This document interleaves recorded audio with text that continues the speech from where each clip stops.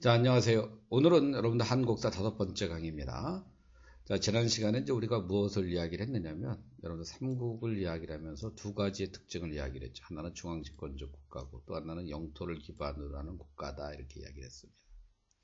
한마디로 여러분들 모든 권력이 왕 한 사람으로 집중되어 있다. 자, 어떻게 여러분들 집중시켰습니까? 그렇죠. 국민의 생각을 똑같이 하기 위해서 불교를 수용하고, 율령을 반포하고, 그리고 왕위를 세습했을 뿐만 아니라 관제와 관등 그리고 지방 행정 조직을 갖추어서 백성들을 완벽하게 장악하기 시작을 합니다. 그래서 우리는 왕 한 사람으로 모든 권력이 집중되는 모습을 보여주고 있더라 이렇게 이야기를 했죠. 그리고 이들은 끊임없이 영토를 갖다 늘려가는 국가라고 이야기를 했습니다. 특히 인적 자원과 물적 자원이 풍부한 한강이라는 지역을 놓고 끊임없이 싸웠죠. 따라서 한강을 차지했다는 이야기는 삼국 중에 주도권을 장악했다는 이야기가 되는 거고, 자, 한강을 차지하지 못한 나라들은 힘을 모아야 되겠죠. 그래서 연합을 합니다. 자, 그런 내용들을 우리가 이제 쭉 다루다가 여러분들, 가야라고 하는 나라는 그러면 같은 시기에 있었는데 어떤 국가였는가 이제 확인해 보기로 하죠. 자, 여러분들 우리 가야라고 하는 나라는 지금 이런 모습을 보여줘요. 어떤 모습을 보여줘요? 연맹국가라는 얘기입니다. 왕이라고 하는 사람이 있지만 아직까지는 왕권이 생각보다 강하지가 않아요. 그리고 여러분들이 이렇게 보게 되면 가야는 여러분들 위치를 먼저 봐주세요. 위치를 보니까 여러분들 변한 지방에 있습니다. 여러분들 변화는 마한, 변한, 진안, 사만을 이야기하는 거고, 자, 전라도 지역이 마한, 그리고 경상도 지역이 진안, 경상도와 전라도의 일부를 차지하고 있었던 지역이 바로 변안입니다. 자, 지도로 보시면 여러분들 확실하게 이해할 수 있겠죠. 바로 이 부분입니다. 자, 이쪽이 이제 여러분들 마한이 있었던 곳이고, 이쪽이 진안이 있었던 곳이고, 바로 이 지역이 이렇게 바로 가야예요. 근데 이 가야는 여러분들 예전부터 사만이라고 하는 지역이 수전농업, 벼농사가 되게 발달되어 있었고, 그리고 요 가야라고 하는 요 지역은 특히 철광석 산지가 의외로 많이 있습니다. 그래서 일찍이 이 철이 유명했고, 이런 철을 역시 어떻게 됐겠어요? 수출을 많이 했습니다. 근데 이렇게 6개 가야 중에 여러분들 김해 지역에 금관가야가 있고, 그 다음에 고령 지역에 대가야가 중심이 되기 때문에 이 두 나라를 중심으로 여러분이 정리를 해 두셔야 돼요. 자, 그럼 먼저 자 한번 생각을 해보죠. 아, 금관가야, 그 다음에 대가야. 금관가야는 제철 기술과 해상 활동에 유리한, 특히 김해가 중심입니다. 김해 이야기하면 여러분들이 아마 노무현 대통령의 생가가 있었던 곳, 그리고 묘소가 있겠죠. 그래서 이제 김해라는 지역에 대해서 이제 사람들이 좀 많이 알고 있어요. 요 김해가 중심입니다. 그래서 여기 역시 3세기 중반 가야연맹의 중심이었다. 그러다가 4세기 말에 고구려군의 공격, 여기 이제 되게 중요한 의미가 되는데, 여기 이제 무슨 말이냐면, 여러분들 강개토대왕이라고 하는 사람이 여러분을 도와줍니다. 누가 구원을 요청을 했어요? 신라가 구원을 요청을 했습니다. 도와달라고 그랬어요. 왜 도와달라고 했느냐면 이쪽에 왜가 이렇게 쳐들어왔습니다. 막 쳐들어오고 있어요. 자, 요 쳐들어오다 보니까 여기 신라의 내무랑이 도와줘 그래갖고 고구려가 남쪽으로 이렇게 군대를 파견합니다. 그리고 바로 여러분들 요 지역에 쳐들어온 왜를 격퇴시키고 신라를 구원하죠. 따라서 이 지역이 바로 무슨 터가 됐겠어요? 전쟁터가 됐어. 전쟁을 하게 되면 당연히 어떻게 되겠어요? 여러분들 농경지가 상실됐을 거고, 그 다음에 사람도 죽었을 거고, 그럼 인적 자원, 물적 자원이 다 작살이 났으면 국력이 어떻게 될까요? 약해질 수밖에 없죠. 그럼 국력이 약해지다 보니까 중심축이 움직이는 거였습니다. 그러니까 중심축이 어느 나라로 움직였느냐? 바로 여기 고령 지역에 있는 대가야로 중심축이 움직였어요. 그래서 후기가야의 맹주, 한마디로 대빵이 바로 여러분들 대가야라고 이야기를 하는 겁니다. 그래서 여러분들 결론, 전기가야 맹주는 금강가야, 후기가야는 대가야가 맹주가 되는구나. 이거 알면 되는 거고.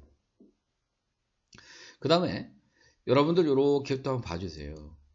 자, 요 대가야 같은 경우에는 5세기 후반에 가야연맹이 이제 주도를 한다 그랬죠. 그리고 소백산까지 이렇게 확대가 됐고, 그러다가 이제 역시 누구한테? 진흥왕한테 병합되는 겁니다. 그래서 금관가야는 버프망, 그 다음에 대가야는 진흥왕이 멸망시키는 거야. 그리고 이런 가야가 멸망되고 난 이후에 두 나라, 신라와 외의 문화 발전에 엄청나게 기여를 했던 나라가 바로 가야입니다. 그러면 도대체 어떤 그런 하나의 이 문화가 전해졌을까? 자, 일단 여러분들 여기 금동관을 좀 봐주세요. 금동관의 모습을 보면 여러분들 가야의 금동관입니다. 고령에서 발견된 건데, 한마디로 이 고령 지역에 이와 같은 금동관을 쓸 수 있는 인물이 있다. 상당한 수준의 정치적 그런 하나의 이 힘을 가지고 있는 세력이 있었다는 것을 반증하는 거죠. 그 다음에 여러분들 가야는 일찍이 철기 산업이 발달했고, 철제 기술이 발달하다 보니까 일본에도 이렇게 영향을 미치는 거예요. 그 다음에 이제 아주 중요한 것이 바로 이 가야의 토기인데, 가야의 토기는 제작하는 기술이 전 시대하고 좀 달라요. 왜냐면 가마로 구워내, 가마에서 여러분들 토기를 구워내기 시작한단 말이에요. 따라서 가마에서 여러분들 토기를 구워내다 보면 토기의 360도 전면이 골고루 열을 받다 보니까 아주 견고한 토기를 제작하기 시작을 해요. 이러한 제작 기술이 일본에 전해져서 일본의 수액기 토기에 영향을 미치는 겁니다. 그래서 나중에 여러분들이 혹시 나는 역사가 좋아 그러면 여러분들 동아시아를 선택할 수도 있는데, 이럴 때 수액기 토기는 시험에서 종종 나오니까 꼭 기억해 두세요. 자, 그러면 여러분들 지금부터 또 뭐가 되는 거냐면 패권을 장악하다. 누가 패권을 장악했대? 고구려. 한마디로 서로 간에 싸움이 이루어졌다는 거죠. 그러니까 삼국 간의 항쟁이 활발하게 전개된다, 이런 얘기입니다. 그러면 우리가 4세기에 주도권을 장악했던 나라가 백제, 그리고 5세기 주도권을 장악한 건 누구냐? 고구려가 되는 겁니다. 그러니까 고구려에 우리 이렇게 강개토대왕과 장수왕을 배우기 이전에 이미 중앙집권적 국가의 완성을 보여준 사람이 누구라고 그랬어요? 소수리망이라고 이야기를 했습니다. 자, 소수리망은 여러분들 많은 역할을 합니다. 그 중에 율령을 반포하고 불교를 공인하고 태학을 설립해서 우수한 인재를 양성해. 자, 힘을 갖추기 시작을 합니다. 자, 힘이 막 갖추면 그 다음에 빠방 빵 터뜨리겠죠. 결국 남을 좁히기 시작을 하겠죠. 그래서 우리 강개토대왕이라고 하는 사람은 정말 넓은 영토를 개척한 왕이다. 그래서 광개토입니다. 요동, 그리고 만주, 그 다음에 한강 이북, 한강 이북이에요. 여러분들이 조심해야 돼. 여기 강석은 오지 않은 거야. 아직까지 일산가밖에 오는 거야. 일산밖에. 그 다음에 여기 신라에 침입한 외를 격퇴시켜서 호명구로, 요거는 이미 꼭 기억하라고 제가 두 차례 강조했습니다. 한반도 남북까지 영향력을 행사하고 있고. 그 다음에 장수왕이라는 사람은 여러분들 진짜 오래 살았어요. 이 사람의 아들 진짜 슬프죠. 이름이 쪼답니다. 이름이 뭔가 잘못진 것 같아. 아버지 너무 오래 살았어요. 자, 여러분들한테 과제를 내줍니다. 장수왕은 몇 년 동안 왕위에 앉아 있었을까요? 언제 죽었을 거야? 두 가지를 여러분들 체크해 주시기 바랍니다. 자, 여러분들 장수왕 진짜 오래 살았어요.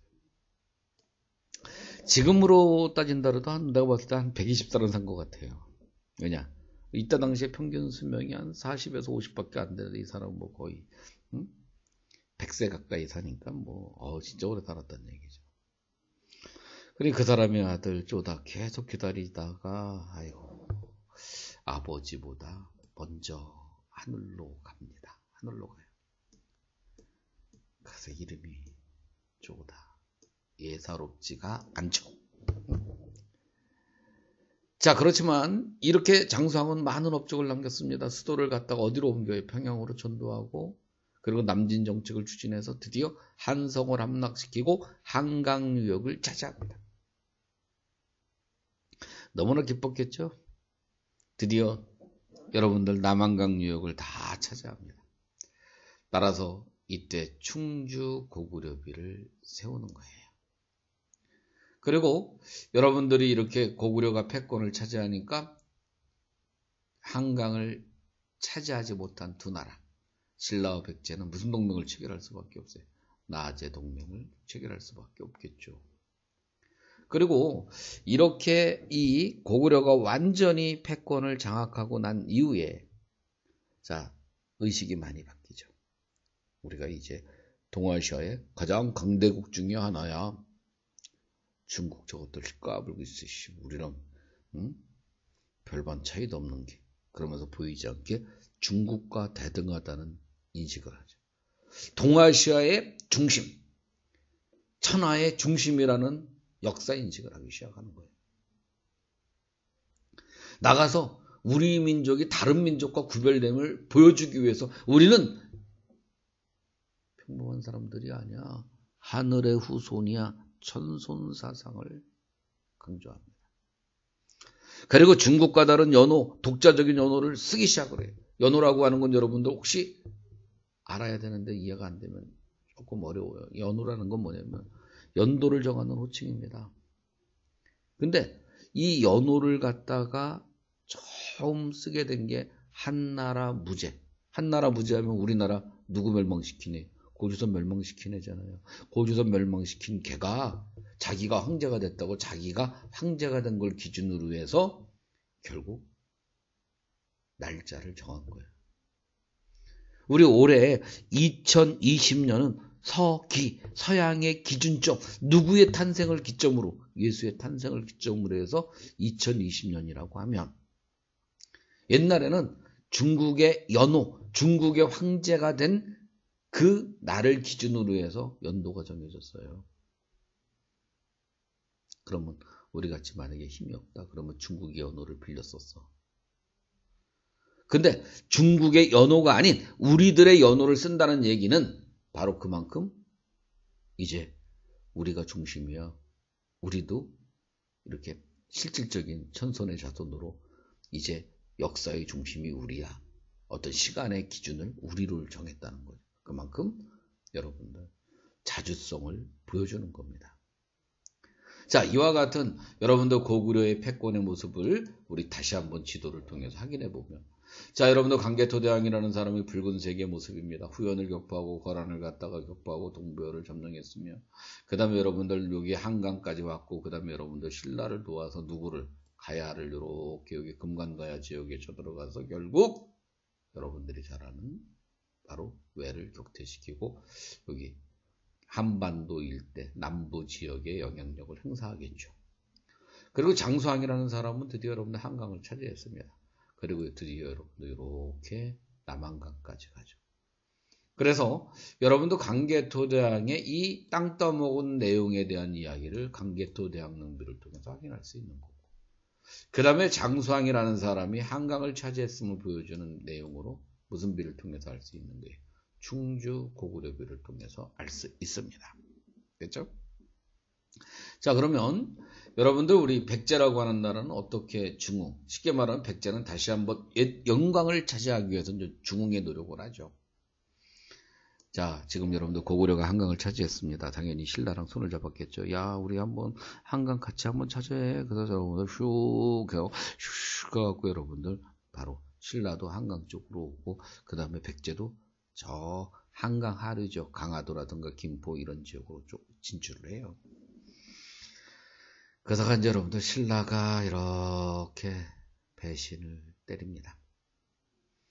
그래서 한반도의 주도권이 신라에게로 넘어가는 그 과정을 이야기할 건데 지금 어쨌든 뭐 여러분들 우리 고구려가 이렇게 한강을 차지했습니다. 장성이 차지했어요. 한강유역을 빼앗겼습니다. 그러면 당연히 수도를 옮겨야 되겠죠. 그래서 웅진으로 수도를 천도합니다. 웅진이라는 게 오늘 어디냐면 공주예요.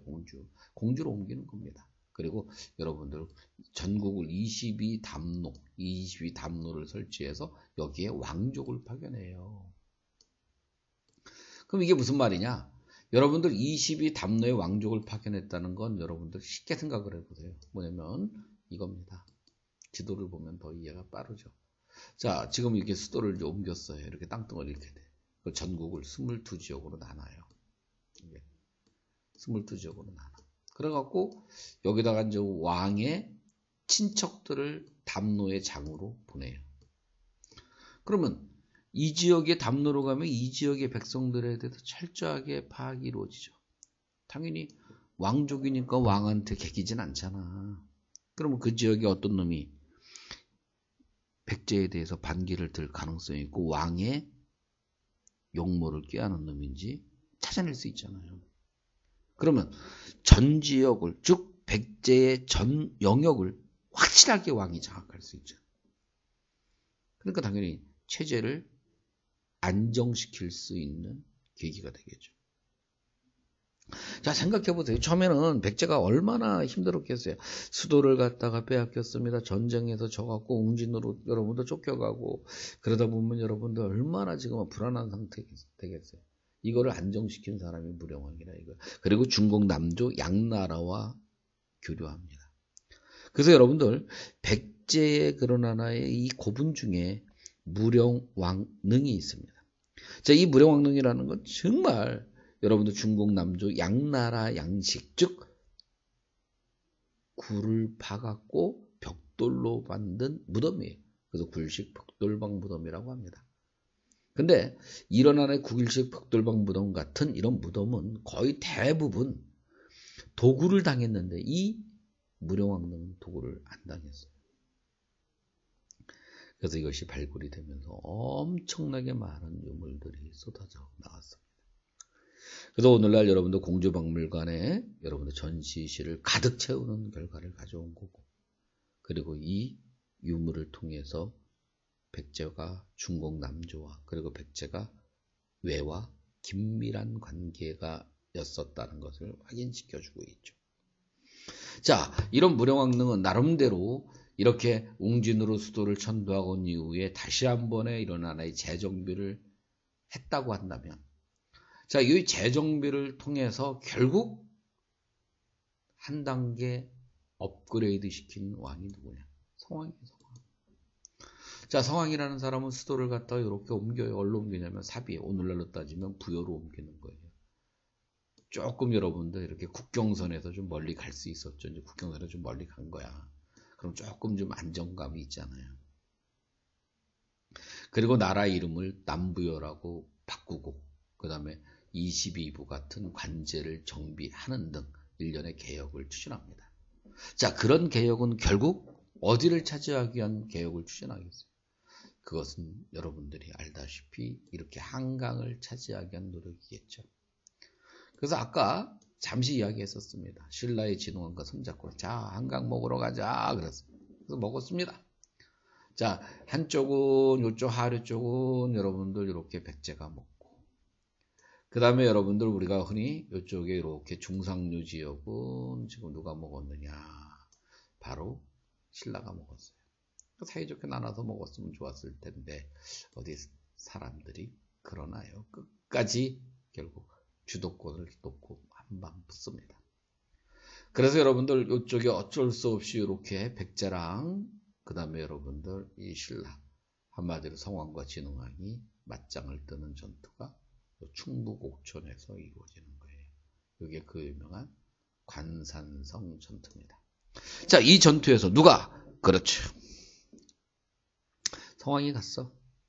성왕이 갔다는 얘기는 이제 한반도의 주도권이 서서히 이제, 자, 고구려가 저물고 백제가 차지할 것 같다가 이제 백제는 물먹었고 이제 주도권은 누구한테로? 신라한테로 넘어가는 겁니다. 자, 신라의 세상이 되는 겁니다. 신라의 세상이 돼요. 신라의 진흥왕이라고 하는 사람이 있습니다. 신라의 진흥왕이에요.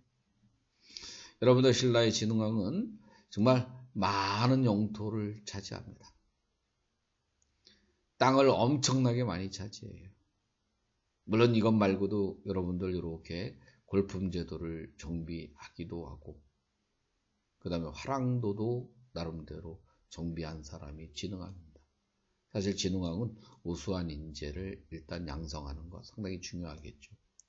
그리고 이렇게, 자, 한강 상류, 그 다음에 여러분들 이렇게 한강 하류 다 차지했습니다. 또 단양의 적성비, 북한 순수비, 그리고 대가야를 정복하고 창녕 순수비.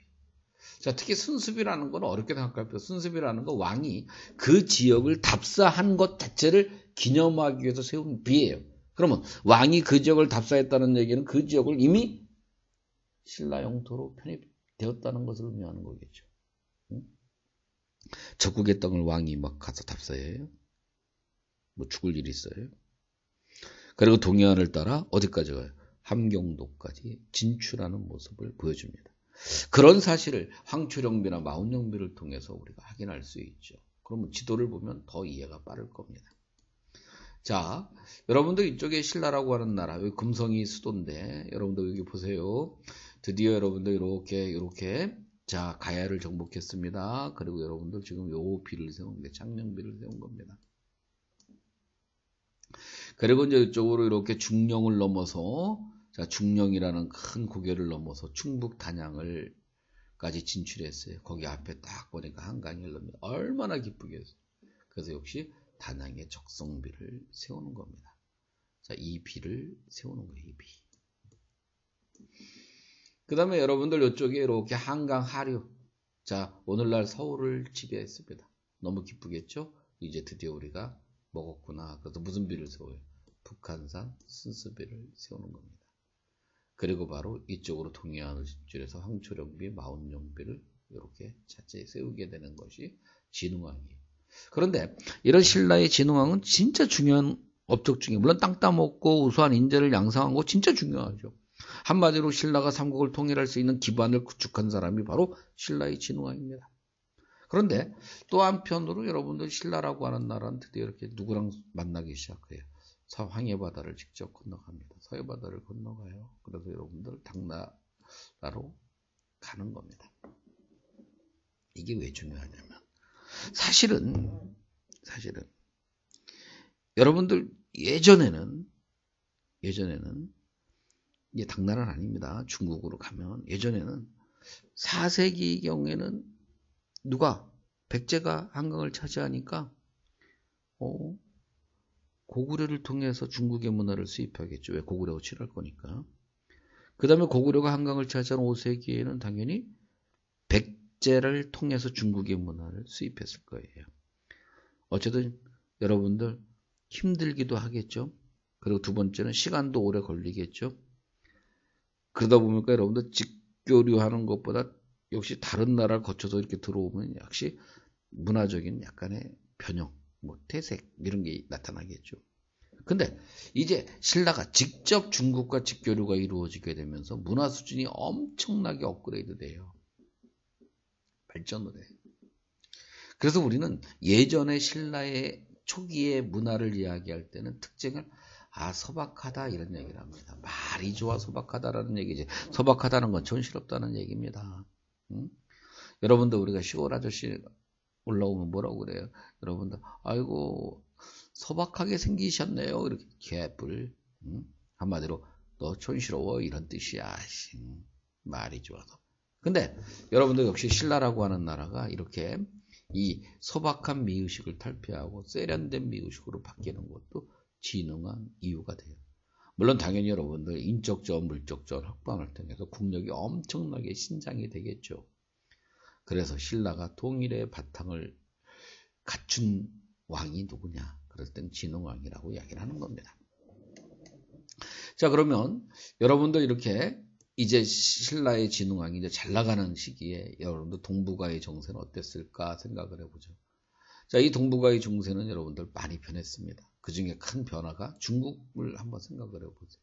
중국이라는 나라가 수나라와 당나라로 통일이 됩니다. 자, 분단된 시대를 끝냈어요. 서로 분단되면 우리 남과 북을 비교해봐도 금방 이해져요. 남과 북이 여러분들 서로 어떻게 돼요? 서로 맨날 싸우잖아. 그러면 솔직한 얘기지만 주변국에 신경 쓸 이유가 있어요, 없어요? 여유가 없어, 여유가 없다니까. 이 남과 북이 서로 총질하는 것도 힘들어 죽겠는데, 주변국하고, 대립적 관계 이런 거를 구축하기 쉽지 않죠. 사이좋게 지내야죠. 일단 둘이 싸우니까. 똑같아, 중국도. 근데 중국이 변했어요. 통일을 했습니다. 중국이 남북국, 남쪽과 북쪽으로 나눠졌던 둘이 엄청나게 싸움을 했던 이 시대가 끝났어. 이제 화해를 했어.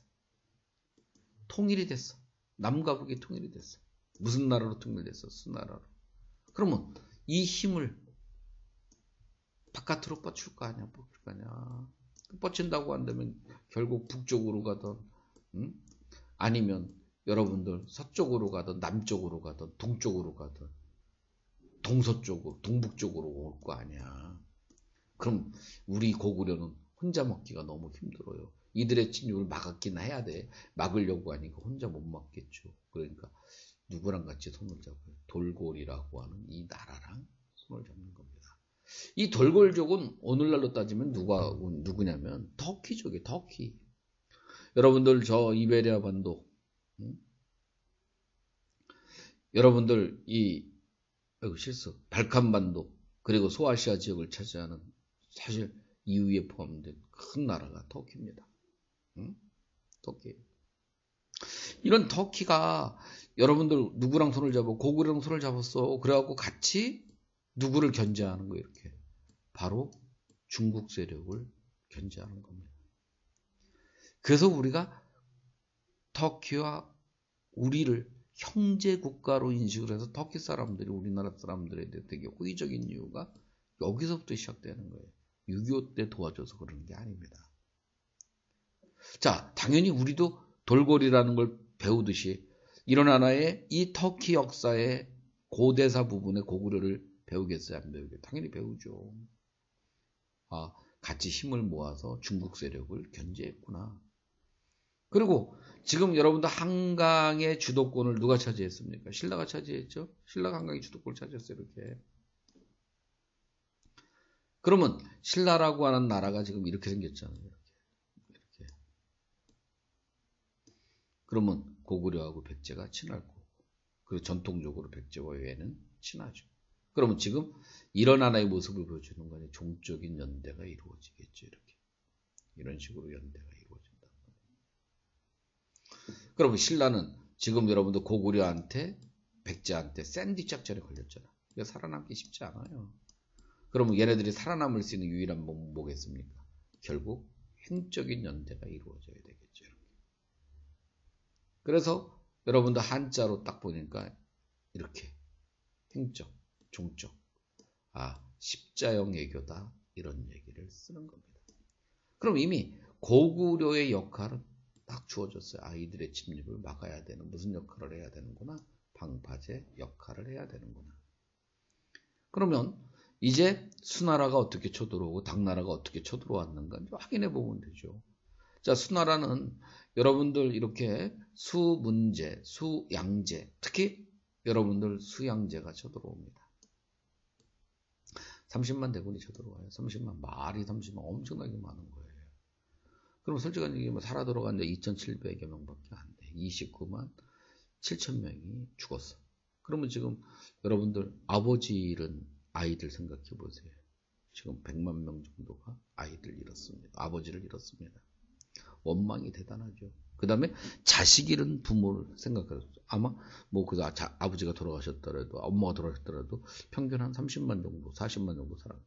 그럼 지금 한 150만이나 친척까지 따지면 200만 정도가 막 지금 수나라 황제 물러나라 너 왜 싸움해 갖고 우리 이렇게 작달냈냐 물러나라 하면 우리 촛불 딱 100만 이상만 들면 그 정부 어떻게 돼? 당연히 여러분들 반정부적 성향이 강하게 뜨니까 결국 수나라가 망하는 겁니다. 누구 때문에? 을지문덕의 살수대첩으로 인해서. 그리고 당고적 이연이 당나라를 세우죠. 그리고 이제 역시 당태종이라고 하는 사람이 어떻게 됩니까? 결국 이세민이가 역시 또 야심을 갖고 고구려를 압박해 들어오죠. 그럼 고구려는 당연히 어떻게 이들의 침입을 막아야 되겠죠. 그래서 여러분들 천리장성을 축조하는 겁니다. 자, 천리장성이라고 하면 여러분들이 어서부터 어디까지 부여성에서부터 비사성에 이르는 이것을 천리라고 이야기를 해요. 우리 역사에서 천리장성은 2번 쌓는데 이때 그 다음에 나중에 압록강옥에서부터 도련포까지 이렇게 쓰는 시기가 있습니다. 지금 이때를 이야기하는 거예요. 바로 누가? 연개소문이가. 그 다음에 당연히 당태종이 쳐들어왔습니다. 그때 여러분들 안시성에서 어떻게 돼요? 결국 개박살내죠. 아마 여러분들 안시성 전투 영화는 많이 본 것 같아요. 물론 여러분들 주인공이 조금 목소리가 조금 더 굵었다고 한다면 정말 관객 한 100만 명은 더 들었을 겁니다. 어쨌든 뭐 재미는 있죠. 재미는 있죠. 그래서 여러분들 이와 같은 안시성 싸움. 그래서 우리가 고구려의 역할은 자 중국 세력을 막는 무슨 역할을 하고 있다. 방파제 역할. 우리 민족 고구려 백제 신라를 방어하는 역할을 누가 담당하고 있는 거예요? 고구려가 담당하는 거죠. 그럼 고구려는 사실은 예침을 막아야 되니까 얼마나 많은 국력이 약화되겠어요. 그러다가 또 나중에 또 어떻게 돼요? 연개소문이 죽고 난 다음에 또 자식들 간의 권력 싸움으로 해서 국력이 쇠퇴해지게 되고. 자, 신라는 여러분들 고구려 백제의 압력으로부터 벗어나기 위해서 중국 당나라와 연대를 맺고, 그래서 결국 나당 연맹이 체결이 되죠. 그리고 결국은 백제를 무너뜨리고 고구려를 무너뜨리는 통일의 과정을 진행하는 겁니다. 자, 오늘은 여기까지 이야기하기로 하고, 다음 시간은 여러분들 신라가 삼국을 통일하는 모습, 그리고 통일이 되고 난 이후에 정치의 모습을 한번 살펴보기로 하죠. 자, 이것으로서 여러분들 5번째 강의를 마치기로 하겠습니다. 대단히 감사합니다.